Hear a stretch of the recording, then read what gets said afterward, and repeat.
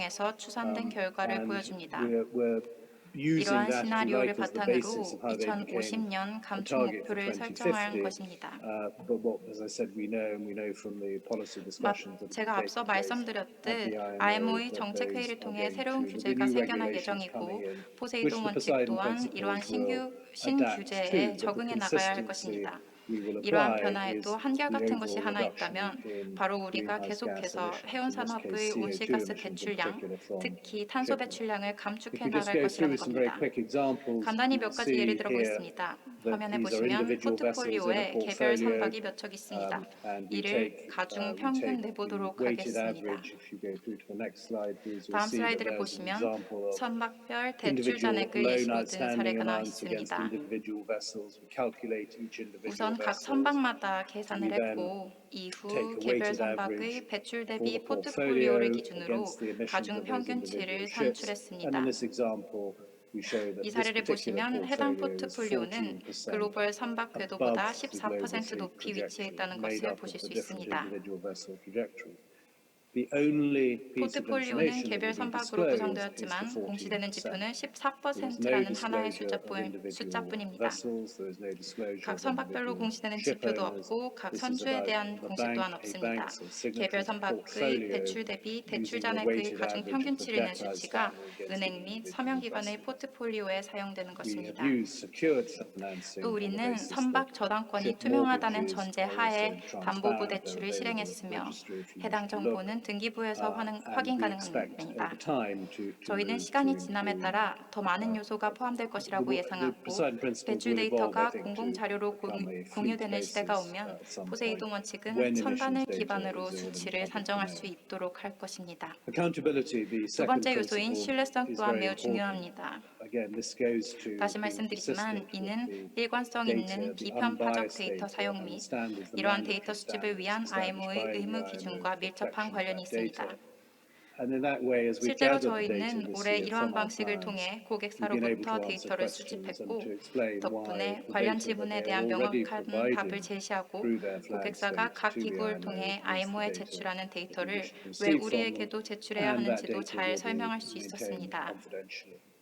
물론 이렇게 수집한 데이터의 기밀은 There are 유지됩니다. various ways in which we can 리스크를 calculate 산출하는 this. 방법에는 여러 가지가 You'll see 있는데 that in the 자세한 detail of 내용은 Poseidon 포세이돈 원칙 principles, 홈페이지에서 we 살펴보실 are 수 있습니다. allowing 저희는 individual 개별 signatories 서명 to 회원이 use an 성금연합회 RO, 및 which is a 기타 검사 대행 classification 기관을 society or 통해 another 각 서명 approved 기관의 필요에 recognized 맞게 리스크를 organization 산출할 수 to help 있도록 make 허용하고 those 있습니다. calculations, or for a signatory 물론 to do 이렇게 their own 하기 위해서는 calculations. 서명 But clearly, 기관끼리 all the 상대의 signatories 계산이 wish 정확하다는 to be 것을 마음 comfortable and to 놓고 trust 서로 each 믿을 수 other 있어야 할 that the 것입니다. calculations are accurate.